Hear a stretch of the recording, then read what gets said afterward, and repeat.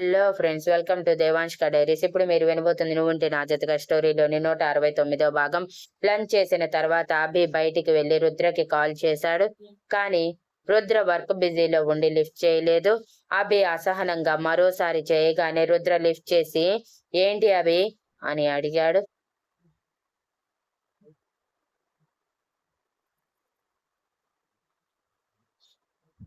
నీకు తెలుసు కదా రుద్ర, నేనెందుకు ఫోన్ చేశానో.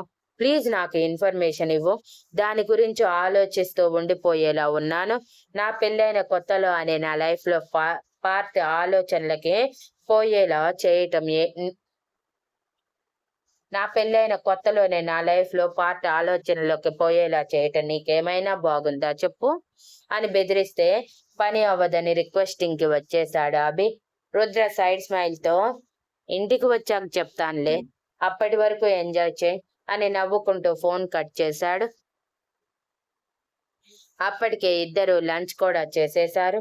అప్పుడే శక్తి రుద్ర దగ్గరికి ఏదో ఫైల్ మీద సైన్ కోసం వచ్చి అభితో మాట్లాడిన మాటలు విని అయోమయంగా చూస్తూ ఉంటే, ఏంటి స్వీటీ అలా చూస్తున్నావు అని తనని ఒడిలోకి లాక్కొని ముక్కు మీద ముద్దు పెడుతూ అడిగాడు.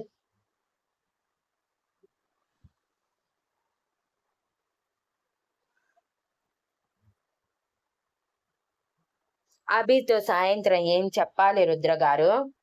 నాకు తెలియకుండా మీరు ఏదో చేస్తున్నారని తెలుస్తుంది. నాకు చెప్పొచ్చు కదా అని గారంగా అడిగింది.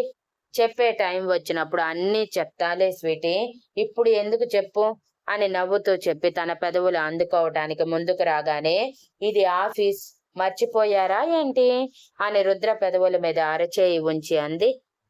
మర్చిపోయావేమో, ఈ ఆఫీస్ కూడా నాదే అని కన్ను కొట్టి చెప్పి శక్తికి మాట్లాడే ఛాన్స్ ఇవ్వకుండా పెదవులు అందుకుని శక్తి ఆలోచనలని పక్కకి తప్పించే ప్రయత్నం మొదలుపెట్టాడు.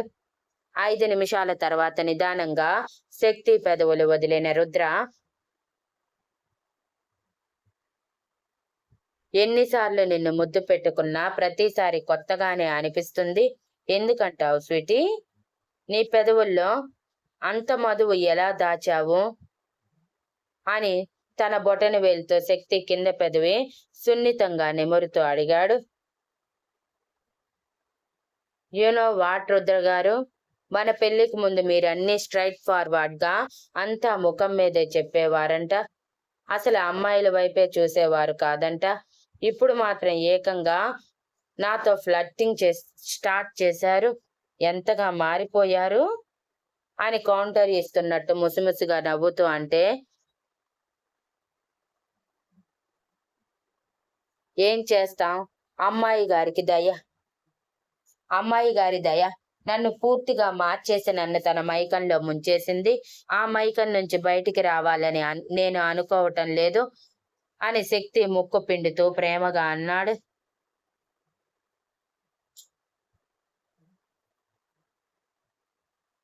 రుద్ర అక్కడితో ఆగకుండా శక్తి జర్కిన్ తీసేసి టీషర్ట్ లోపల నుంచి నడుం మీదకి చేతులు పెట్టగానే శక్తి కంగారుగా, ఏం చేస్తున్నారు రుద్ర గారు అంటూ జర్కిన్ వేసుకోబోతుంటే రుద్ర తనని ఆపేసి, ఐ వాంట్ యూ స్వీటీ అని అన్నాడు. ఏమైంది రుద్ర గారు, ఏదైనా స్ట్రెస్ లో ఉన్నారా అంటూ రుద్ర చెంప మీద చేయి వేసి శక్తి కంగారుగా అడుగుతుంటే, nothing to worry sweetie, but ఇన్ని రోజులు నిన్ను నీ స్పర్శని చాలా మిస్ అయ్యాను కదా, సో ఆటోమేటిక్ గా నువ్వు కావాలి అనిపిస్తుంది అని తన చేతులకి పని చెప్తే శక్తి రుద్ర చేసే పనులకి ఒకవైపు లొంగిపోతూనే మరోవైపు మెదడు వద్దని వారించటంతో, రుద్ర గారు, ఇది ఆఫీస్, ఇక్కడ ఇలాంటివి అంత బాగుండదు అని కష్టంగా అంది కళ్ళు మూసుకొని. పర్సనల్ రూమ్ అంటూ మనకి ఒకటి ఉంది sweetie, so no worry, 1 hour వరకు ఎవరు మనల్ని డిస్టర్బ్ చేయకుండా చేస్తాను అని చెప్పి వేణుకి ఇంపార్టెంట్ వర్క్ లో ఉన్నాను, ఈవినింగ్ వరకు ఎవరు డిస్టర్బ్ చేయొద్దు అని మెసేజ్ చేసి చెప్పి శక్తిని 2 చేతుల్లోకి తీసుకుని పర్సనల్ రూమ్ వైపు కదిలితే శక్తి రుద్ర మెడ చుట్టూ చేతులు వేసి రుద్ర కళ్ళల్లోకి ప్రేమగా చూస్తూ ఉంది. శక్తిని బెడ్ మీద పడుకోబెట్టి తన పక్కనే పడుకొని శక్తిని గట్టిగా హత్తుకొని, పడుకో స్వీటీ అని అన్నాడు. శక్తి అయోమయంగా రుద్ర వైపు చూస్తూ, మీరు ఏమంటున్నారు రుద్రగారు అని అడిగింది.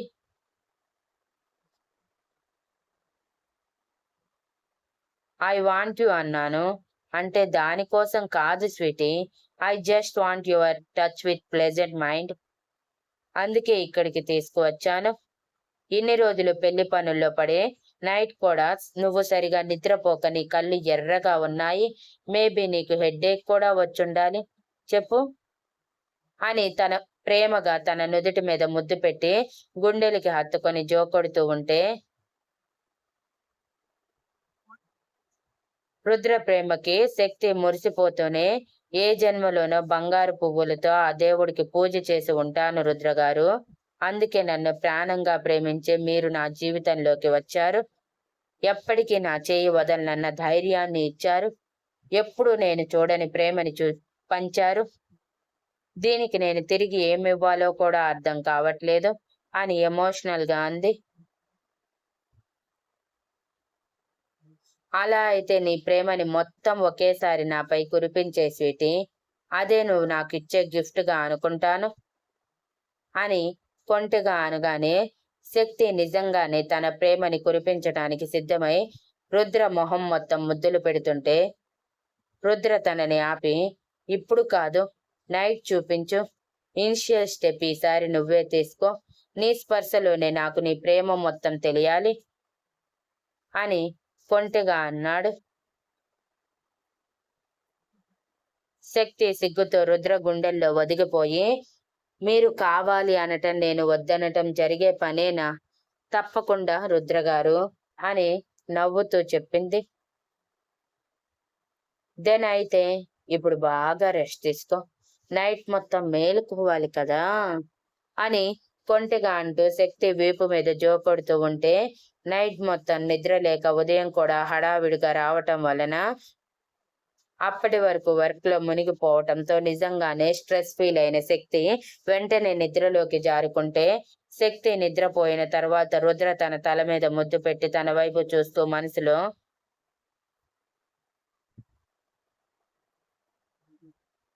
ఈ టెన్షన్స్ అన్ని నీ వరకు తీసుకురావటం నాకు ఇష్టం లేదు స్వీటీ, బట్ కొన్ని మనం ఆపలేము కదా అని బాధని మనసులోనే తొక్కిపెట్టి, బట్ రిమెంబర్, నేను ఎప్పటికీ నీతోనే ఉంటానని, నీ తోడై ఉంటాను అని మనసులోనే గట్టిగా ప్రామిస్ చేసుకొని జరగబోయే దానికోసం ఆలోచిస్తూ తన నుదుటి మీద ముద్దు పెట్టి నిదానంగా శక్తిని పక్కన పడుకోబెట్టి తనకి బ్లాంకెట్ కప్పేసి ఏసీ అడ్జస్ట్ చేసి బయటికి వచ్చి వర్క్ లో మునిగిపోయాడు. ఎప్పుడు ఆఫ్టర్నూన్ నిద్రపోయిన శక్తి ఈవినింగ్ రుద్ర నిద్ర లేపే వరకు మెలుకోలేదు. టైం చూసి కంగారుగా, అప్పుడే ఈవినింగ్ అయిపోయిందా అని అంటుంటే, డోంట్ ప్యానిక్ స్వీటీ, ఇంటికి వెళ్దాం, కొంచెం ఫేస్ వాష్ చేసుకొనిరా అని సున్నితంగా రుద్ర చెప్పటంతో సరే అని తల ఊపి వాష్రూమ్ లోకి వెళ్లి ఫేస్ వాష్ చేసుకుని వచ్చాక రుద్రతో కలిసి ఇంటికి బయలుదేరింది.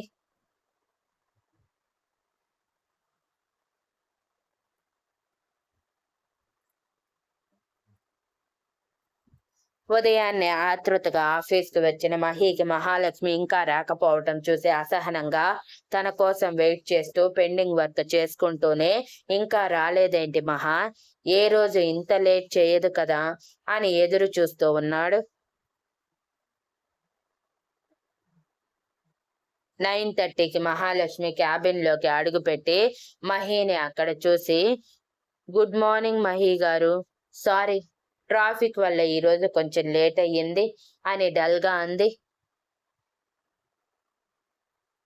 ఇట్స్ ఓకే మహా, పర్వాలేదు, కావాలని లేట్ చేయలేదు కదా నువ్వు అని నవ్వుతూ చెప్పి, అయినా పెళ్లి వల్ల నువ్వు కూడా స్ట్రెస్ తీసుకున్నావు కదా, ఈ రోజుకి రెస్ట్ తీసుకోవాల్సింది అని మాట వరుసకి అన్నాడు.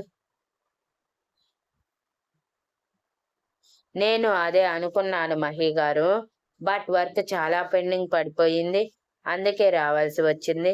ఇట్స్ ఓకే మహీ గారు, పర్వాలేదు అని చెప్పి వర్క్ లో పడిపోతే,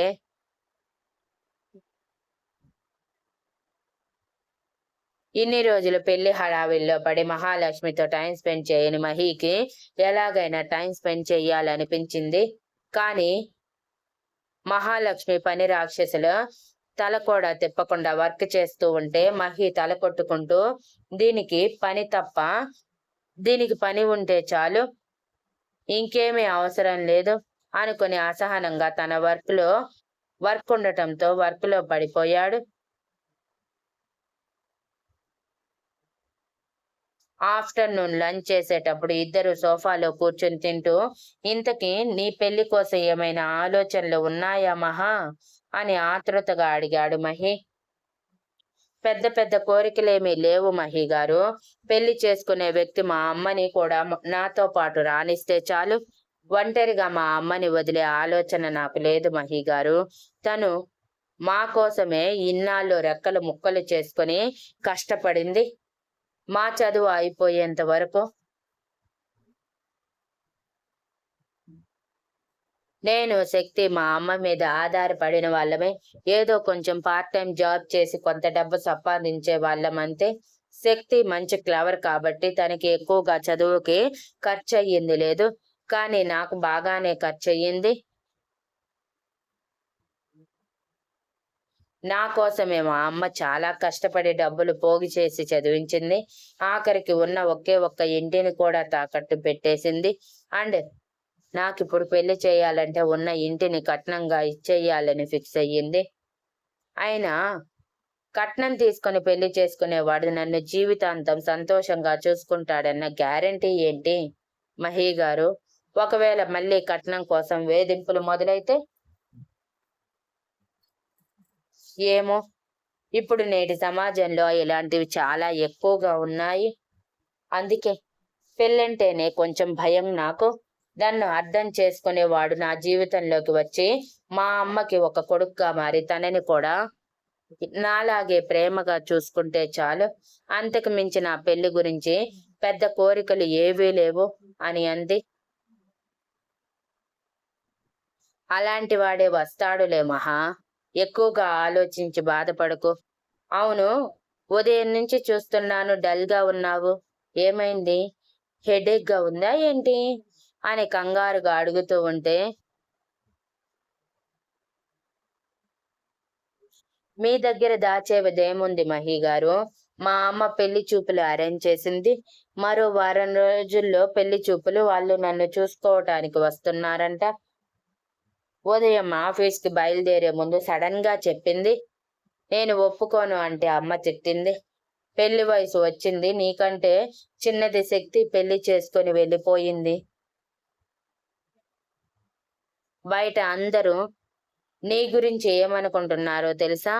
నీలో ఏదో లోపం ఉంది కాబట్టే ముందుగానే నీ చెల్లికి పెళ్ళయ్యింది అని అనుకుంటున్నారు.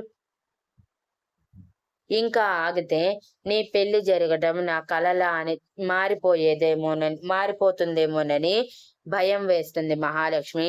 కాదనుకో, నా తల్లి కదూ అని బ్రతిమలాడి ఒప్పించింది మహి గారు అని అంది. Thank you for listening and please like, share, comment and subscribe.